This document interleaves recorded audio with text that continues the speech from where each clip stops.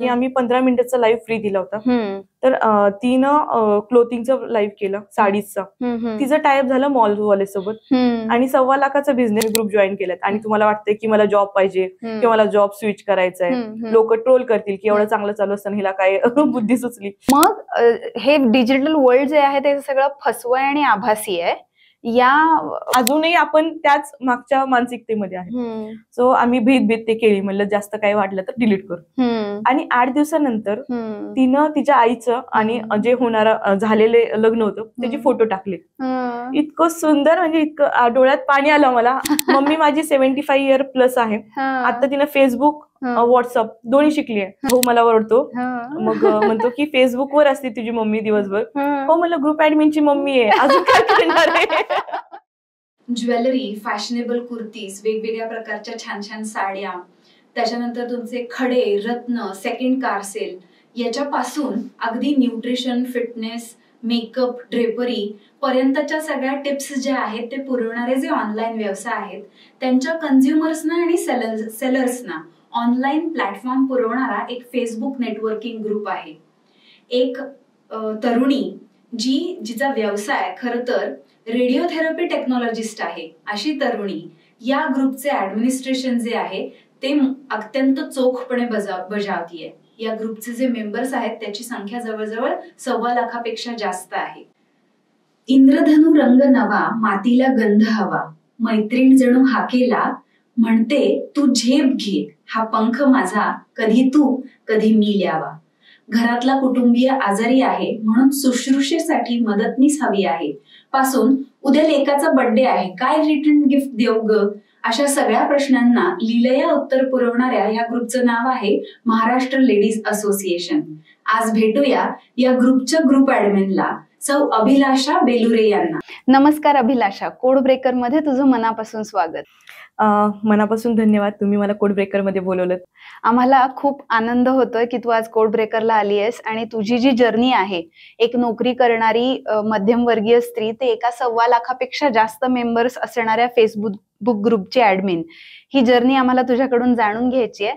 त्या अनुषंगाने पहिला प्रश्न तुला विचारायला आवडेल की तुझा जन्म कुठला आणि शिक्षण कुठे झालं? माझा जन्म उस्मानाबादला झाला आणि शिक्षणही तिथंच झालं. ग्रॅज्युएशन पर्यंत मी उस्मानाबादमध्ये केलं. माझी मम्मी जॉब करते सिव्हिल हॉस्पिटलमध्ये, करत होती म्हणजे, आणि पप्पा कंडक्टर होते. सो त्या अनुषंगाने आम्ही तिथंच उस्मानाबादमध्ये स्थायिक होतो आणि ग्रॅज्युएशन माझं पूर्ण उस्मानाबादमध्ये झालं. अच्छा, शिक्षणाचं माध्यम जे होतं ते मराठी इंग्रजी कुठलं होतं? 10वी पर्यंत मराठी होतं, त्यानंतर 11वी-12वी सायन्स होतं आणि BSc ग्रॅज्युएशन केलं. तर ते पण ते इंग्लिशमध्ये ऑब्व्हियसली ग्रॅज्युएशन. म्हणजे पुढे आता कसं समजलं जातं की फेसबुक म्हणजे ना वाह्यात वेळ घालवण्याचं जे साधन आहे ते आहे. ऑब्व्हियसली आताची जी जेनझी आहे त्यांच्या तर अकाउंट्स पण नसतात फेसबुकला, त्यांच्यासाठी रील आणि इंस्टाग्राम हे जास्त एंटरटेनमेंट जे आहे ते पुरवणारी गोष्ट आहे. पण अशा अवस्थेमध्ये नेमकं फेसबुकचा तुझा परिचय कधी झाला आणि तू असं काही करणार आहेस असं तुला काही लहानपणी माहिती होतं का? नाही, 2009 मध्ये माझं फर्स्ट फेसबुक अकाउंट ओपन केलं, ते पण एका डॉक्टरने ओपन करून दिलं मला, जस्ट असं मजा केलं मी. आणि मग 2016, 17, 18 मी बऱ्याच फेसबुकचे ग्रुपचे भाग होते. आणि मग तेव्हा कळालं की असं ग्रुप असतात आणि ग्रुपच्या माध्यमातून सपोर्ट, हेल्प मिळत राहतो किंवा बिझनेस पण ग्रो होतो. आणि मला तेव्हाच्या काळात माझ्या आईला सपोर्ट करायचा होता. एक आम्हाला कुक पाहिजे होती, एक तिच्या मदतनीस हवी होती, पण मला ते कुठं टाकावं असा प्रश्न पडला. बऱ्याच वेळेस तिला मेडिसिन पाठवायचे, इथनं मला मँगो पाठवायचे किंवा काही जरी गोष्टी असतील ना, तर मग मला तिला सपोर्ट करताच येत नव्हतं काही गोष्टी. आणि प्रत्येक वेळेस तर उस्मानाबादला जाणं मला पॉसिबल नव्हतं. तिला कुक पाहिजे किंवा काही मागवायचं आहे.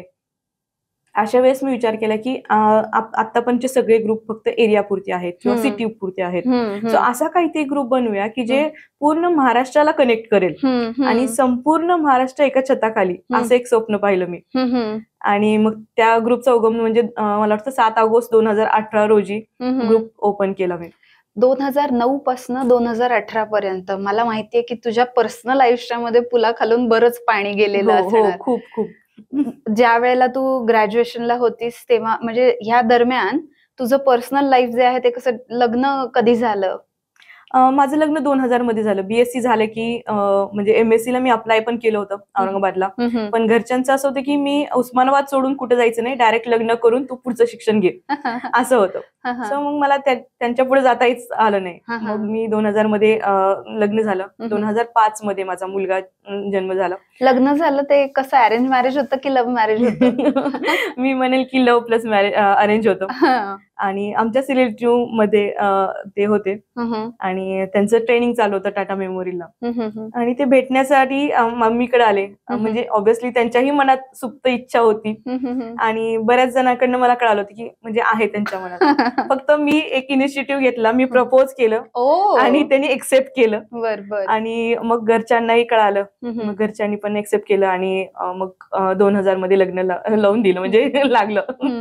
आम्ही मात्र सोयीस्कररित्या असं म्हणणार, लव्ह कम अरेंज असं काही नसतं, ते लव्ह मॅरेजच असतं. आणि मी विचारणारच होते की प्रपोज कोणी कोणाला केलं, तर म्हणजे इनिशिएटिव्ह घेणं हा तुझा स्वभाव पहिल्यापासूनच आहे असं आपण म्हणू शकतो.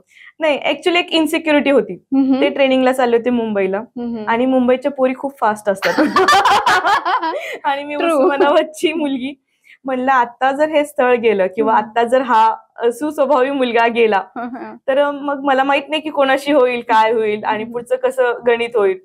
सो त्यामुळे मी म्हणलं की आता प्रपोज करायला पाहिजे, नाहीतर ते विसरून जातील आपल्याला. मिस्टर बेलुरेंसाठी हा खूप छान सुखद धक्का असणार आहे बरं का, की लग्नानंतर एवढ्या वर्षानंतर सुद्धा सुस्वभावी मुलगा असं म्हणते अभिलाषा. अजूनही सुस्वभावीच आहेत. काही 4-5 गोष्टी असतात की जे ऍडजस्टमेंट करावे लागतात, पण ते प्रत्येकाच्या लाईफ मध्ये असतात. बरोबर, कुठलीच गोष्ट तुम्हाला परफेक्ट नाही मिळणार. बरोबर. सो काही ना काहीतरी ऍडजस्टमेंट असतेच. मग जेव्हा लग्न केलं त्यावेळेला ऑलरेडी काही जॉब करिअर चालू होतं की कसं? मी जॉब कंटिन्यू करतच होते. 2004 मध्ये मी इनलॅक्स मध्ये जॉब करत होते. जवळजवळ 9व्या महिन्यापर्यंत मी जॉब केला आणि त्यानंतर मुलगा झाला 2005 मध्ये. बरोबर. तो जो जॉब होता तो काय स्वरूपाचा होता? तो मी इनलॅक्स अँड बुधाणी मध्ये ऍज ऑफिस असिस्टंट म्हणून काम करत होते. तेव्हा टेक्निकली काहीच माझ्याकडे नव्हतं, फक्त ग्रॅज्युएशन झालेलं होतं. अच्छा. मुलगा 2005 मध्ये झाला आणि त्यानंतर मी कंटिन्यू म्हणजे नाही का काहीतरी घरात बसून स्वस्त बसणं आपलं नव्हतंच, स्वभावच नाहीये. सो मी कंटिन्यू पेपर वाच, न्यूज वाच. तेव्हा तेवढंच सोर्स होता, जास्त नव्हतं. स्मार्टफोन नव्हते किंवा एवढं काहीच प्रगत नव्हतं. मग एका पेपरमध्ये ऍडव्हर्टाईज दिसली मला की सिटी स्कॅन आणि एक्सरे वगैरे सगळे असं पॅरामेडिकलचा कोर्सेस आहेत म्हणून. बरोबर. मग तो मी पॅरामेडिकलचा कोर्स केला 2006 मध्ये. बरोबर. कोर्स झाल्यानंतर मला अनंतपूर ट्रस्ट मध्ये जॉब मिळाला. तो खूप कमी म्हणजे तेव्हाच्या काळात 3500 वगैरे असे सॅलरी होती. आणि त्याच्यानंतर मला कळालं की डॉक्टर सोलो ची लॅब आहे कोथरूड मध्ये आणि ते खूप चांगला सॅलरी देतात सिटी स्कॅन टेक्नॉलॉजीला. त्यांना सहज फोन केला, जॉब करायला सुरुवात केली. पण तेव्हा पुण्यामध्ये प्रचंड पाऊस होता. जो 15-15 दिवस पाऊस थांबत नव्हता. पाऊस लागला की 8-8 दिवस पाऊस थांबायचा नाही. आणि वडगाव शेरी ते कोथरूड जवळजवळ 35 किलोमीटर जाणं येणं, असं माझं 60 किलोमीटर रोजचं जाणं येणं व्हायला लागलं. आणि त्यामध्ये मी कंटिन्यू जाताना भिजत जाते, येताना भिजत येते, असं करत करत मी लिटरली आजारी पडली. आजारी पडल्यानंतर मी इनलॅक्स मध्ये जे आमचे बॉस होते, म्हणजे मिस्टरांचे बॉस होते, त्यांना रडत रडत फोन केला की सर आप अपने बेटे के लिए सोचते हो, मेरे लिए कुछ सोचते ही नहीं हो. तर म्हणलं क्या हुआ बिटिया, तू आ जा इधर, तेरे लिए वेकन्सी निकालता हूं. आणि अशा तऱ्हेनं मला रेडिओथेरपी मध्ये एंट्री मिळाली. आणि मग रेडिएशनचा कोर्स जॉब करत असताना मी फक्त म्हणजे सिटीचा पार्ट सांभाळत होते रेडिएशन मध्ये. त्यानंतर मला कोर्सची माहिती मिळाली. मग त्यानंतर जॉब करत करतच सोडत म्हणजे नाही का कंटिन्यू असं एक्झामला जा, पेपरला जा, असं करत करत मी 2 वर्षाचा पॅरामेडिकल कोर्स कम्प्लीट केला. आणि त्यानंतर मला रेडिएशन थेरपी टेक्नॉलॉजीची पोस्ट मिळाली. ऑटोमॅटिकली तेवढी ग्रोथ पण मिळाली. म्हणजे 2015 साली मी रेडिएशन कम्प्लीट केलं. खूप मोठा स्ट्रगल होता तो, की लिटरली खिशात पैसे नव्हते एकदा तर, आणि नेमकी माझी सकाळची ट्रेन चुकली. आता करायचं काय, शेवटी एक्झाम होती त्याच्यामुळे परत डबल तिकीट काढलं गेलं आणि मग ती एक्झाम देऊन अशा काही बऱ्याच गोष्टी घडल्या.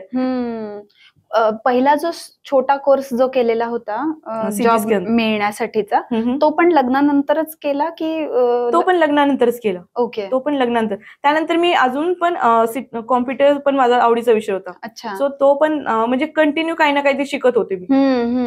म्हणजे नवीन नवीन शिकत राहणं, अपग्रेड होणं, हो. आणि आपल्याला जसं एका मदतीच्या क्षणी हाकेला धावून आलं माणूस आणि जेन्युअनली आपल्याला मदत केली, हो. तर ते आपण पण असं कोणासाठी तरी उभं राहू शकतो, Yes. हे त्यावेळेला त्या पिरियड मध्ये लक्षात आलं हो, असेल. हो. मग मित्रमैत्रिणी ग्रुपवर असणार किंवा फेसबुकवर आपण फोटोज पोस्ट करणार, याच्यापासून आपणही एखादा ग्रुप चालू करावा, ही आयडिया साधारणतः केव्हा आली?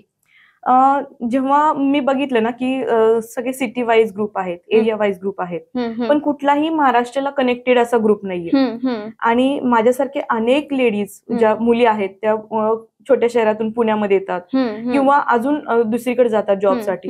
मग तेव्हा त्यांना सपोर्ट कुठून मिळणार? ते कनेक्टेड कसे राहणार? इव्हन इथून जॉबसाठी फॉरेनला गेलेले मुलं मुली आहेत, त्यांना त्यांच्या आई वडिलांना एक केक पाठवायचा असतो, काही ना काहीतरी मदत पाहिजे असते, तर ते कसे कनेक्टेड राहणार? सो हा सगळा विचार करून मी तेव्हा तो ग्रुप चालू केला. 2015 साली? 2018 साली. बर. मग आता ग्रुप तर चालू झाला, त्या ग्रुपचं जे आहे तो रीच वाढवणं, एंगेजमेंट वाढवणं, त्याच्यामध्ये लेजिटिमेटली मेंबर्स जे आहेत ते इन्क्लूड करणं, हे सगळी आव्हानं तर असणारच. पण हा ग्रुप चालू केल्यानंतर सगळ्यात मोठी कुठली अडचण आली का, की अडचण आलीच नाही कुठली? खूप साऱ्या अडचणी आल्या, खूप साऱ्या अडचणी आल्या. पण आपण म्हणतो ना की लेडीजला सपोर्ट नाही करत, पण तसं नाही घडलं. ग्रुपचं नावच असं होतं ना, महाराष्ट्रीयन लेडीज असोसिएशन. तर त्याच्यामुळं इतके लोक जॉईन होत गेले ना की लिटरली 4 महिन्यात आम्ही 23,000 काहीतरी टप्पा पार केला होता. अच्छा. पण फेसबुकनं अचानक काय ठरवलं की जे इनएक्टिव्ह मेंबर्स आहेत त्यांना असं वाटतं की ग्रुपला ते रिलिव्हंट नाहीये, तर त्यांनी एकदम 3-4 हजार मेंबर्स कमी केले. अच्छा अच्छा. मग 17,000चा टप्पा असताना आम्ही एक मोठी केक कॉम्पिटिशन घेतली, जी स्पेशली होम बेकर्सला, कारण होम बेकर्सनी खूप सपोर्ट केलं होतं. अच्छा. की त्यांच्या फ्रेंड लिस्ट मधले सगळे मेंबर्स ते ग्रुपमध्ये ऍड करत होते. आणि मग त्यांच्यासाठी होम बेकर्सची पुण्यामधली फर्स्ट केक कॉम्पिटिशन होती, जी की G24 तासनी पण कव्हर केली. त्याच्यानंतर जो केक राहिला होता तो रॉबिनहुड आर्मीवाल्यांना दिला, त्याचे पण फोटो पडले. म्हणजे आम्ही एक तर स्वार्थ पण केला, परमार्थ पण केला, आणि तेवढी पॉप्युलॅरिटी मिळाली. आणि त्याच्यानंतर जो कॉन्फिडन्स वाढला की मग आम्ही युनिकनेसवरच, म्हणजे कुठलीही रिपीट करायची नाहीये, प्रत्येक गोष्ट जी पुण्यात नाही घडली किंवा आजूबाजूला नाही घडली अशा गोष्टी आम्ही घेऊन आलो. त्यानंतर आम्ही ॲक्वा झुंबा घेतला. ॲक्वा झुंबा म्हणजे पाण्यामधला झुंबा डान्स, बऱ्याचशा लोकांना माहित नसेल ॲक्वा झुंबा. सो तो घेतला, तोही प्रचंड रिस्पॉन्स आला. पार्थे तलाव बुक करण्यापासून, नाही का, स्विमिंग पूल बुक करण्यापासून फार सुंदर तो झाला. लोकांना माहित नव्हती तरी पण लोकांनी घेतलं, पुढाकार घेऊन ते केलं. त्यानंतर डान्स कॉम्पिटिशन घेतली. त्यानंतर आम्ही एक युनिक कॉम्पिटिशन घेतली, ramp walk for plastic ban awareness. So प्लास्टिकचे रॅम्प हे बनवून त्याचं सगळं कलेक्शन करून आम्ही रुद्र फाउंडेशनला आम्ही दिलं, जेणेकरून त्यांना, नाही का, प्लास्टिकसाठी सपोर्ट करतोय आम्ही. सो त्याच्याही बऱ्याच ठिकाणी न्यूज गेली. बरोबर. सो अशा युनिकनेस मुळे आम्ही ग्रो होत गेलो. अच्छा. मग हे सगळं ग्रो होत असताना आपण जे आहे ते एक्सपांड होणं आणि त्याची जेन्युइनिटी जी आहे ती मेंटेन करणं, कारण ऑब्व्हियसली जर त्याच्यामध्ये तुम्ही अवेअरनेस पण एन्व्हायरमेंटचा क्रिएट करताय, जे घरातल्या घरात काम करणारे व्यावसायिक स्त्रिया आहेत त्यांना पण प्रमोट करताय, शिवाय जे पुरुष आहेत ज्यांना वाटतंय की आपली आई, बहीण, बायको, मैत्रीण ह्यांना सुद्धा सपोर्ट मिळाला पाहिजे, सिस्टीम असली पाहिजे, ऑनलाईन अवेलेबिलिटी त्यांची पण असली पाहिजे. सगळ्यांनाच काही वेबसाईट करणं आणि ऑनलाईन प्रमोशन करणं जमत नाही, पण फेसबुक सगळ्यांना आपलं वाटतं. अशा वेळेला हक्काची प्रमोशनची ती जागा वाटते. तर अशा वेळेला मग तुमची जेन्युइनिटी जी आहे ती टिकवण्यासाठी तुम्ही काही विशेष प्रयत्न घेतले का? हो. सो त्याच्यानंतर आम्ही, आमचा ग्रुप खूप चांगला ग्रो होत होता. 35, 40, 50,000 पर्यंत गेला. जसं 50,000 पर्यंत गेला तो कोविडचा काळ सुरू झाला. अच्छा. कोविडच्या काळामध्ये असं होत होतं ना की लोक प्रमोट करतायत, ग्रुप फ्री होता, टोटली फ्री. प्रत्येक व्यावसायिक येत होतं, प्रमोशन करत होतं. आणि त्याच्यानंतर काय होतं की कोविडचा काळ आला तर बऱ्याचशा लोकांचे प्रोडक्ट्स अडकले. पैसे जात होते, प्रोडक्ट्स येत नव्हते. का तर ते कुरिअर वाले 15-15 दिवस त्यांच्याकडे ठेवून घेत होते. किंवा प्रोडक्ट जात आहेत पण पेमेंट येत नाहीये, पेमेंटसाठी लोक फोनच उचलत नाहीयेत. खूप केसेस आम्ही सॉर्ट आउट केले खूप म्हणजे, आणि मग आम्ही परेशान झालो. त्याच्यानंतर आम्ही काय केलं की व्हेरीफाईड सेलर हा सिस्टीम चालू केली. त्या सेलरचे पूर्ण डॉक्युमेंट्स आपल्याकडे असणार, तिचा घरचा पत्ता, पूर्ण जेन्युअलिटी, ऑथेंटिसिटी आपण घेतली. आणि त्याच्यानंतर मग म्हणजे व्हेरिफिकेशन म्हणजे एक सबस्क्रिप्शन टाईप आम्ही ते चालू केलं. आणि त्याच्यानंतर मग तिचा ऍड्रेस असल्यामुळे तिला ते प्रोडक्ट्स देणं किंवा ग्रुप पण बंद ठेवला त्या काळात की नको हे फ्रॉड केसेस नको व्हायला, बरोबर, म्हणून थांबवले थोडे दिवस. आणि मग नंतर आम्ही नवीन प्लॅन म्हणजे सबस्क्रिप्शन पासून आम्ही सुरुवात केली. म्हणजे आता ही जी अडचण होती की आपल्याला कोणताही एक छोट्यात छोटा ऑर्डर असते ती पण अडकायला नको, आणि मेंबर्स जे आहेत त्यांना जेन्युइन सर्व्हिस जी आहे ती मिळाली पाहिजे. मग ज्या वेळेला आता हे एवढं सगळं गिव्ह अँड टेक ग्रुपवर चाललेलं असतं त्यावेळेला ते ऍडमिन करणं नॉट अन इझी टास्क. मग याच्यामध्ये स्वतः तुम्ही एकटेच असता की तुम्हाला कोणाची हेल्प मिळते? आता सध्याच्या घडीला 9 लोक आहेत ऑनलाईन, तेव्हा 5 लोक होते जे सगळंच व्हेरिफिकेशन. कारण मी जॉब पण करतेय आणि जॉब अशा ठिकाणी करते बेसमेंटला जिथं रेंज नाहीये. बरोबर. सो अशा वेळेस मला सगळ्यात महत्वाचं तर रेंज आणि जॉबवर तर ऑब्व्हियसली अलाउडच नाहीये. सो त्या गोष्टी माझ्या ऑनलाईन मॉडरेटर्स ज्या आहेत त्या हँडल करत होत्या आणि आताही करतात. बरोबर. मग आता ही जी तारेवरची कसरत आहे की नाही, घरातलं बघायचं, दरम्यान हे ग्रुपचं पण जे आहे ते मॉनिटर करायचं, ते ग्रो करायचं, याच्याबरोबर अनेक बिझनेस मीट्स पण असतील. हे सगळ्या धावपळीमध्ये शेड्यूल किंवा टाइम मॅनेजमेंट करताना कोणत्या गोष्टी प्रायोरिटीवर घेतेस तू? बरेच नेटवर्किंग वगैरे त्या तर गोष्टी आहेतच प्रायोरिटीजवर, पण टू डू म्हणजे टास्क लिस्ट मी नक्की करते. आदल्या दिवशी मला माहित असते की सेकंड डेचे शेड्यूल्स काय आहेत, मेन काम जे आहेत, जे प्रायोरिटीज टाइम लिमिटेशन्स वाले, सो त्यांना प्रायोरिटीज देणं खूप इम्पॉर्टंट असतं. आणि सगळ्यात महत्व म्हणजे टास्क डिवाइड करून देणं ते खूप, आणि त्याचा फॉलोअप करणे. आता 9 लोक ऑनलाईन आहेत आणि जे नेटवर्किंगचे आहेत ते 10 लोक आहेत. सो ते 11 म्हणजे 12-15 लोकांचं जे 20 लोक आहेत सगळे ऑन फील्ड, सो त्यांना प्रत्येकाला एक टास्क असाइन केलेला असतो. पोस्ट अप्रुव्हल झालं, कॉन्फ्लिक्ट जर काही कोणाचं झालं तर ते लाईव्हचं बुकिंग घेणं, किंवा नेटवर्किंगच्या मीटसाठी सगळे 9 प्रेसिडेंट आहेत. सो ते 9 लोक त्यांचे 9 सर्कल्स हँडल करतात. ते मला सांगतात की ह्या दिवशी मीटिंग्स आहेत. मोस्टली मीटिंग्स रात्री 9 वाजता असतात, ऑनलाईन मीटिंग्स. बरोबर. आणि जे मीटिंग बाकीचे ऑफलाईन मीटिंग्स असतात ते संडेला वगैरे असं ठेवतो, सुट्टीच्या दिवशी शक्यतो. बरोबर. आता हे सगळ्या उलाढाली चालू असतात, लोकांना बऱ्याचशा विश्वास पटत नाही की खरंच एवढं छान आणि जेन्युइनली बायकांना हेल्प करून बिझनेस म्हणजे कन्झ्युमर्सना पण लेजिट मिळणार हाकेला ओ देऊन, आणि जे प्रोव्हायडर्स आहेत त्यांना पण कस्टमर बेस जो आहे तो मिळणार. म्हणजे ह्याच्यामध्ये उलाढाल जी होते ती नक्कीच खूप मोठी आहे. पण आम्हाला उदाहरणादाखल काही गोष्टी सांगशील का की कुठल्या गोष्टींची खरेदी विक्री किंवा सर्व्हिस जी आहे ती प्रोव्हाइड केली जाते आणि काय रेंज मध्ये त्याची उलाढाल जी आहे ती असते?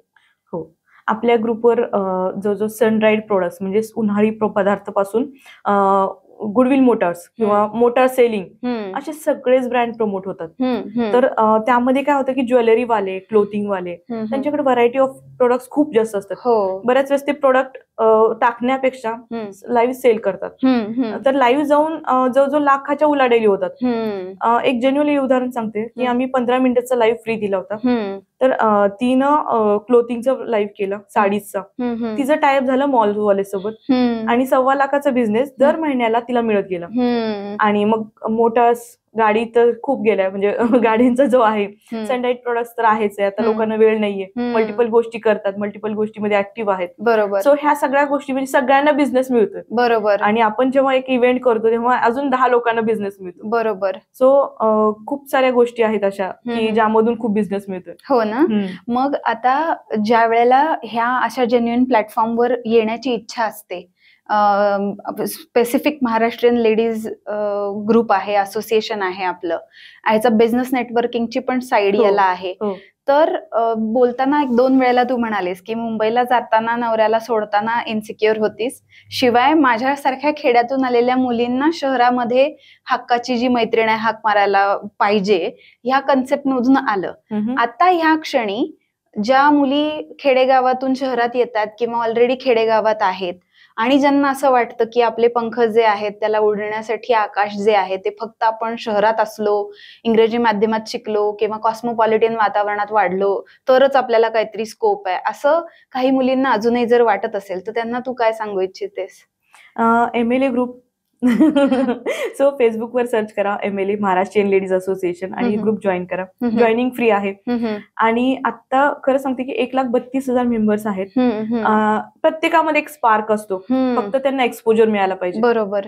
जेवढा एक्सपोजर त्यांना मिळेल तेवढे जास्त त्यांना तेवढी इन्फॉर्मेशन मिळते. आणि ग्रुपचं टॅगलाईनच आहे इन्फॉर्मेशन इज पॉवर. बरोबर. जेवढी तुम्हाला इन्फॉर्मेशन असेल तेवढं तुम्हाला चांगलं डेव्हलप करता येतं. बरोबर. जोपर्यंत तुम्हाला त्याची गोष्टीची माहितीच नाहीये तोपर्यंत तुम्ही काहीच डेव्हलप नाही करू शकत. आपण तेवढ्याच गोष्टीत राहू शकतो.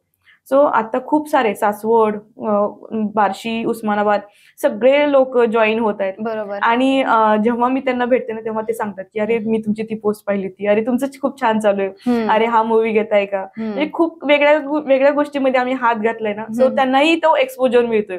सो त्यांनीही हा ग्रुप जॉईन करावा, एन्जॉय करावा. आणि हेल्प सपोर्ट अजून एका गोष्टीने करू शकतो. बऱ्याच वेळेस काय होतं की रिलेटिव्ह ग्रुपमध्ये असतात आणि मग ते रिलेटिव्हला त्यांना सांगायचं नसतं की मला ही गोष्ट पाहिजे किंवा ही साडी पाहिजे किंवा मला हे पाहिजे. सो ते लोक अनॉनमस पोस्ट न पण पोस्ट करू शकतात आणि त्यांना ती सपोर्ट किंवा हेल्प मिळून जाते. सो हा एक खूप बेनिफिट आहे की ठीक आहे तुम्हाला असं वाटतंय तुम्ही ग्रुप जॉईन केलात आणि तुम्हाला वाटतंय की मला जॉब पाहिजे किंवा मला जॉब स्विच करायचा आहे. लोक ट्रोल करतील की एवढं चांगलं चालू असताना हिला काय बुद्धी सुचली. सो असं करत असताना ते अनॉनमसली पोस्ट टाकतात आणि त्यांची हेल्प घेतात. बरोबर. म्हणजे जरी आपण शहरी बॅकग्राऊंडचे असलो, खेडेगावातले असलो, फक्त मराठी भाषिक असलो तरी ते ग्रोथसाठी लिमिटेशन असू शकत नाही. म्हणजे बिझनेसच करायचा असेल आणि त्याच्यासाठी तुम्हाला प्लॅटफॉर्म हवा असेल आणि नेटवर्किंग हवं असेल तर ते मिळवायची इच्छा असेल तर ते मिळू शकतं. पुणे महाराष्ट्र लेडीज असोसिएशनने ते तर उपलब्ध करून दिलेलंच आहे.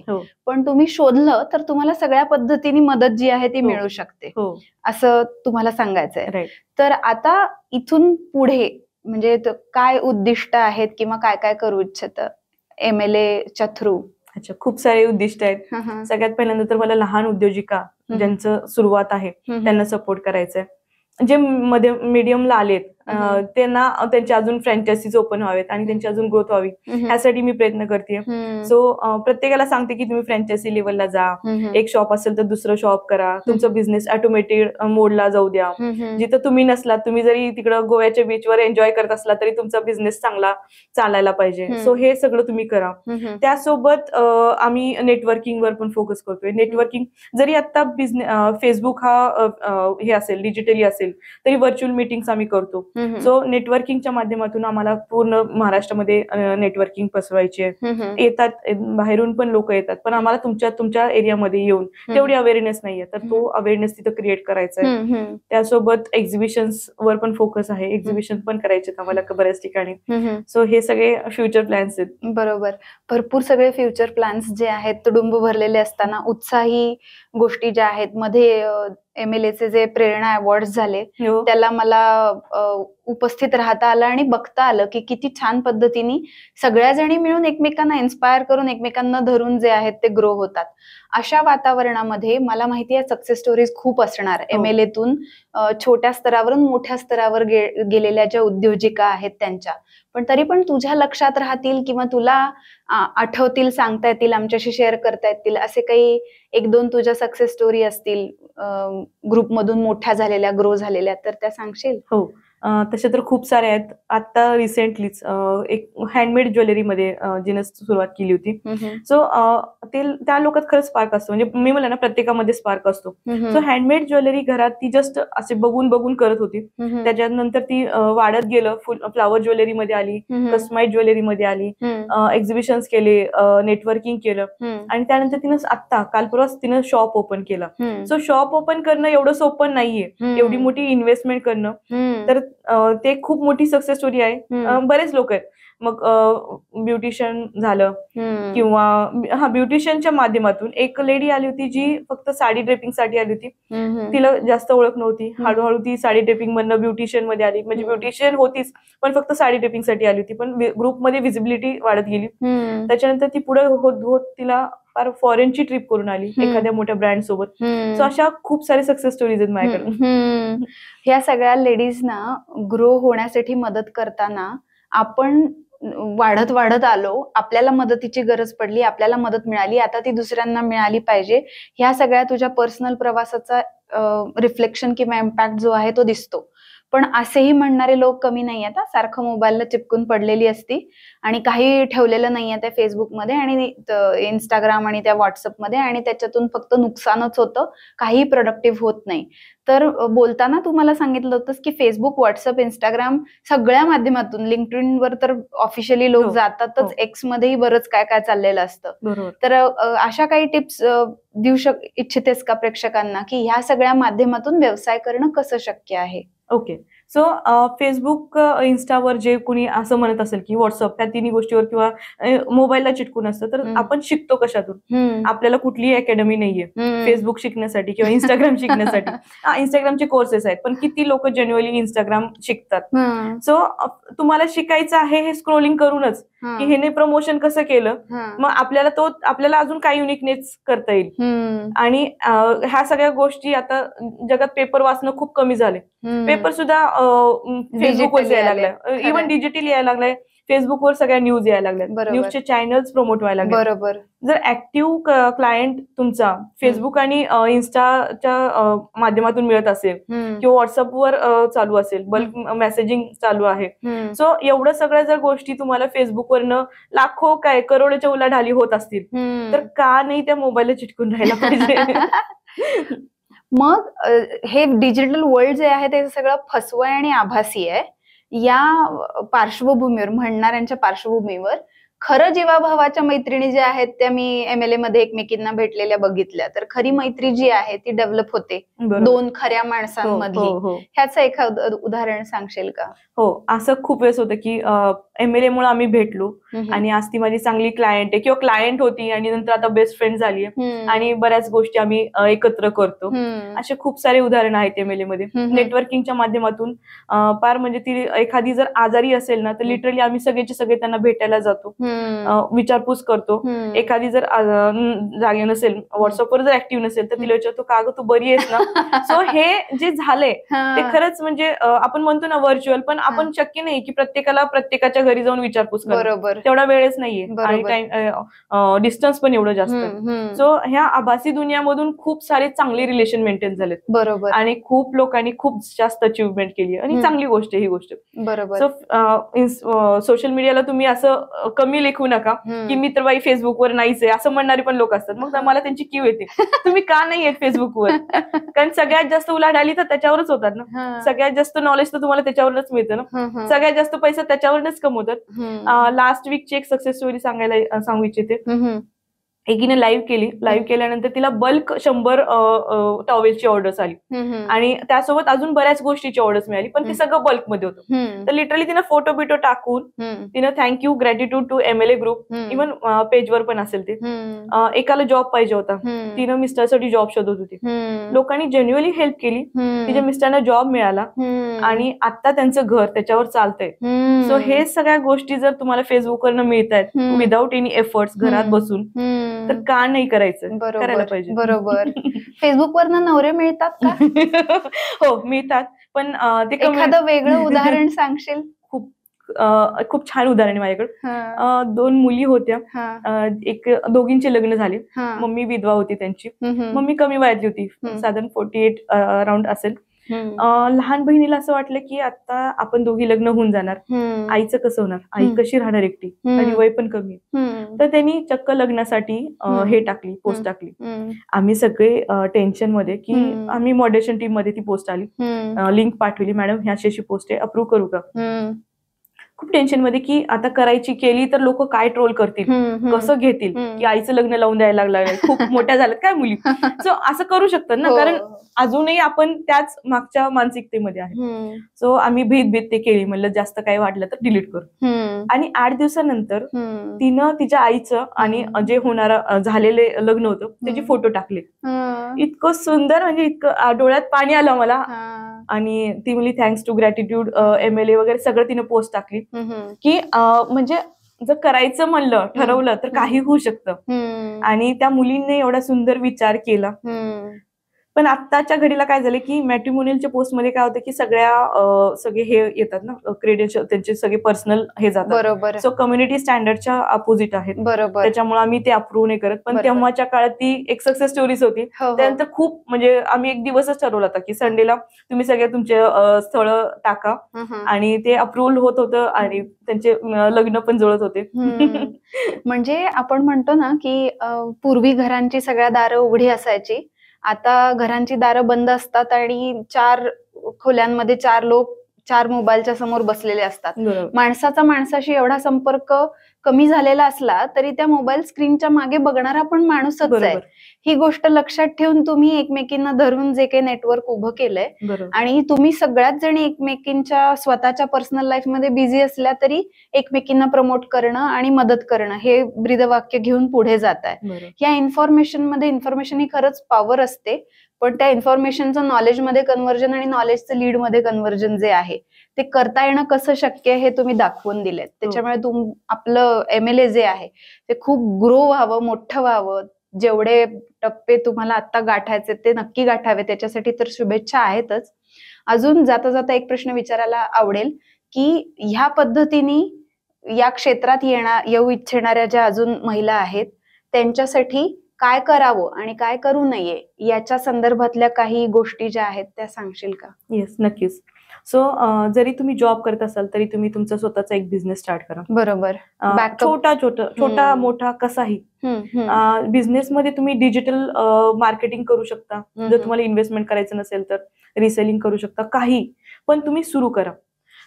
त्याच्यानंतर तुम्ही जर बिझनेस करत असाल तर प्लीज त्या बिझनेसला ऑटोमेटेड मोडला आणा, की प्रत्येक वेळेस तुम्ही तिथं असणं, प्रेझेंट असणं गरजेचं नसायला पाहिजे. तुमचा स्टाफ, तुमच्या मागची बॅक सिस्टीम आहे ती तुम्ही त्यांना सपोर्ट केलं पाहिजे. सो अशा काही गोष्टी आहेत. आणि मेनली तुम्ही जर सोशल मीडियावर नसाल, तुमचा बिझनेस जर सोशल मीडियावर नसाल तर पहिले सोशल मीडियावर या. तुम्ही तुमचं फेसबुक पेज तयार करा, इन्स्टा पेज तयार करा, इन्स्टा अकाउंट काढा स्पेशली डेडिकेटेड टू बिझनेस. आणि सर्व्हिसेस असाल तर सर्व्हिसेससाठी पण बराच स्कोप आहे. जे हे असतात त्यांचे टेस्टिमोनियल्स वगैरे, सो ते कंटेंट घ्या, तुमच्या मार्केटिंग पेजवर किंवा तुमच्या फेसबुक पेजवर टाका. सो खूप काही गोष्टी आहेत जे शिकण्यासारख्या आहेत. आणि जर सोशल मीडियावर नसाल तर प्लीज सोशल मीडियावर या.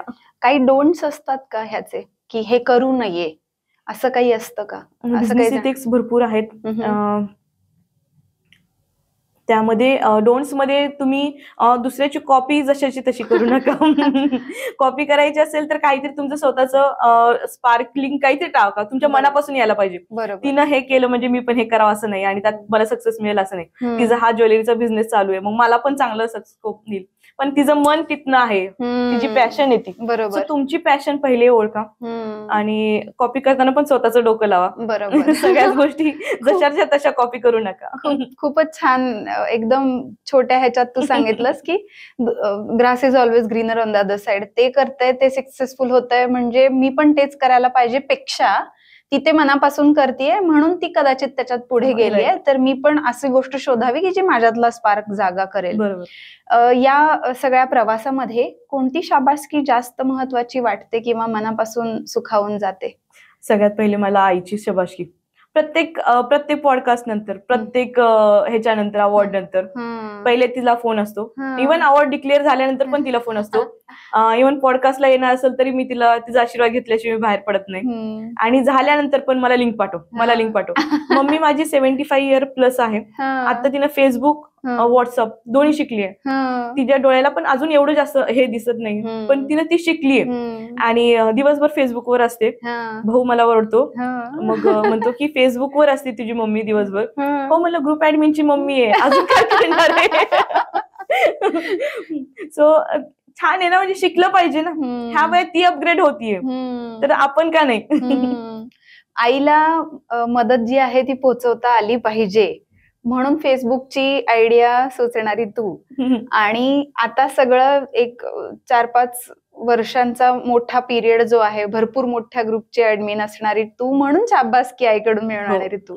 हा जो प्रवास होता, ह्या प्रवासात माणूस म्हणून तू जे एनरिच झालीस, त्याच्यात कुठले कुठले तुझे कंगोरे तुला असे वाटले की जे फुलले तू ह्या क्षेत्रात, म्हणजे तुझ्या जॉबच्या क्षेत्रात सोडून ह्या क्षेत्रात आल्यानंतर, असं तुला वाटतं? खूप काही गोष्टी मी म्हणजे मला पब्लिक स्पीकिंगची खूप भीती वाटत होती. आता मी विदाउट प्रिपेअर मी काही बोलू शकते. काही बोलू शकते, म्हणजे तेवढा एक्सपिरियन्स आलाय. आणि मग मला भीती वाटत नाही आता पब्लिक स्पीकिंगची. सर्वात पहिल्यांदा जेव्हा ग्रुप स्टार्ट केला तेव्हा मराठी रायटिंग असतं ना, टायपिंग, ते शिकलं. का तर आपला ग्रुप महाराष्ट्रीयन आहे आणि जे मनापासून निघतं ते मराठी असतं.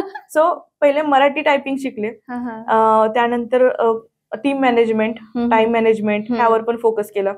आणि प्रत्येक गोष्ट, जरी एवढ्या सगळ्या गोष्टी असेल तरी मी साधारण 1 तास शिकण्यासाठी घालवते. भले ती युट्यूबवर नसेल किंवा पुस्तकाच्या माध्यमातून असेल, काही ना काहीतरी वाचत राहणे. इव्हन फेसबुकचे पेजेस पण मोठे मोठे जे पोस्ट असतात त्यामधूनही काही काही शिकण्यासारखं असतं. ऑब्व्हियसली आपण सगळं शिकतो त्याच्यावरूनच. आणि युट्यूबवरच अभ्यास तर कंटिन्यू चालूच असतो. तुझी पुढची पिढी आहे, तिचं काय म्हणणं आहे या क्षेत्राविषयी? त्याची इच्छा आहे का यात काही करण्याची, किंवा त्याचं काय आहे करिअरचं गोल? माझा मुलगा, माझी पुढची पिढी, माझा मुलगा 17 आता एक फर्स्ट इयरला आहे इंजिनिअरिंगच्या. लिटरली त्यानं फेसबुकचं अकाउंट ओपन केले, पण त्याला बंद करून ठेवले. ते लोक इन्स्टावर, हो ते लोक इन्स्टावर जास्त फोकस करतात. बरोबर. आणि पण माझ्या इन्स्टावर पण तेवढंच लक्ष असतं की काय चालू आहे माझ्या लाईफमध्ये. सो इन्स्टा आणि फेसबुक कनेक्टेड असल्यामुळं दोन्हीकडे पोस्ट पडतात. बरोबर. पण नेक्स्ट जनरेशन पूर्ण इन्स्टावर फॅन आहे. बरोबर बरोबर.